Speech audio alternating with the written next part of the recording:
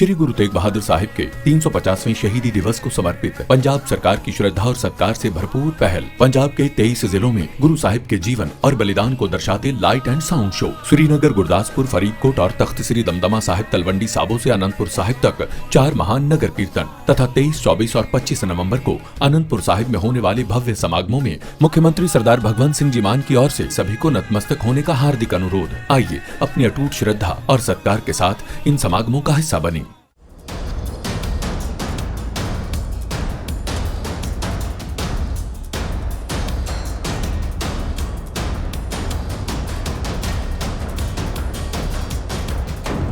भारत की ताकत का लोहा आज चीन भी मानने लगा और चीन भारत की तारीफ में ट्वीट्स भी करने लगा। चीन के बड़े अधिकारी चीनी राजदूत भारत के नाम के कसीदे पढ़ रहे हैं क्योंकि भारत की विदेशी व्यापार रिपोर्ट अप्रैल से अक्टूबर 2025 तक के आंकड़े सामने आ गए हैं और इस बार सबसे बड़ा सरप्राइज कहीं और नहीं बल्कि चीन के साथ व्यापार में दिख गया है। जी हां, पहली बार भारत का चीन को एक्सपोर्ट लगातार हर महीने 10% से ज्यादा की रफ्तार से बढ़ा है और खास बात यह है कि सितंबर में यह बढ़ोतरी 33% ईयर ऑफ ईयर से अक्टूबर में 42% तक पहुंच गई है। ये नंबर सिर्फ नंबर नहीं, ये संकेत है भारत ने चीन के खिलाफ ट्रेड बैलेंस की लड़ाई में एक महत्वपूर्ण मोड़ पार कर लिया है। अक्सर हम सुनते हैं कि चीन भारत का सबसे बड़ा आयात स्रोत है और ट्रेड डेफिसिट बढ़ता जा रहा है। ये बात अभी भी सही है, लेकिन इस बार तस्वीर का दूसरा हिस्सा बेहद दिलचस्प है। भारत का चीन को एक्सपोर्ट 2025 में रिकॉर्ड स्पीड से बढ़ा है। अगस्त में 17%, सितंबर में 33% और अक्टूबर में 42% का आंकड़ा पार कर गया है। यह आंकड़ा बताता है कि भारत पहली बार चीन के लिए एक मजबूत सप्लाई बेस बन रहा, खासतौर पर केमिकल्स, मेटल्स, इंजीनियरिंग गुड्स और मिनरल सेगमेंट में। इस तरह की ग्रोथ बताती है कि चीन की मैन्युफैक्चरिंग अब भारत पर पहले से ज्यादा निर्भर होती जा रही और भारत अपने कच्चे माल और इंटरमीडिएट गुड्स की शक्ति के जरिए चीन की कोर इंडस्ट्री में जगह बना रहा है। बात करें भारत के ग्लोबल ट्रेड की, अमेरिका नंबर 1 एक्सपोर्ट मार्केट बना हुआ है।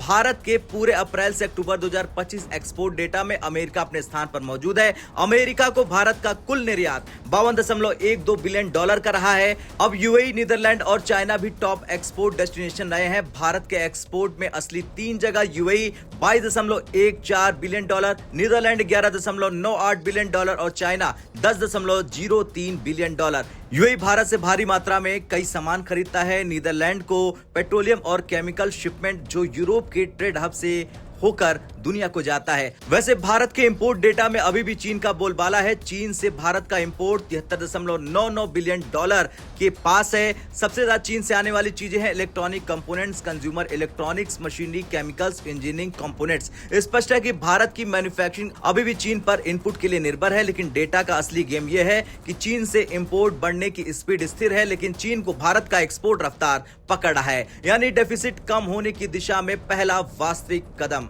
भारत का चीन को निर्यात बढ़ने का मतलब है सिर्फ व्यापार बढ़ना नहीं, ये भारत की सप्लाई चेन डोमिनेंस बढ़ने का संकेत है, क्योंकि चीन की फैक्ट्री को भारतीय केमिकल्स की जरूरत है, चीन की निर्माण कंपनियों को भारतीय मेटल्स की जरूरत है, चीन की टेक इंडस्ट्री को भारतीय मिनरल्स पर निर्भर रहना है और भारत अब इंटरमीडिएट गुड्स में बड़ा खिलाड़ी बन चुका है। ये ट्रेंड अगर 2026 तक जारी रहा तो भारत पहली बार चीन के ट्रेड डेफिसिट को कम करते हुए दिख सकता है। खैर, कुल मिलाकर भारत का ट्रेड डाटा साफ दिखाता है कि एक्सपोर्ट ग्रोथ मजबूत हो रहा। अमेरिका और यूएई भारत के लिए मजबूत पार्टनर है, रूस भारत का ऊर्जा आधार है और सबसे बड़ी बात, भारत का चीन को एक्सपोर्ट तेजी से बढ़ रहा। सितंबर अक्टूबर की 33% और 42% ग्रोथ बताती है कि भारतीय इंडस्ट्री अब चीन की जरूरत बनती जा रही है। यह भारत की अर्थव्यवस्था के लिए एक बड़ा रणनीतिक बदलाव है। अब आपसे सवाल, आपका क्या कुछ कहना है कि अब भारत अगले 5 सालों में चीन के साथ ट्रेड डेफिसिट कम कर पाएगा या नहीं? हाँ या ना में कमेंट कर जरूर बताएं।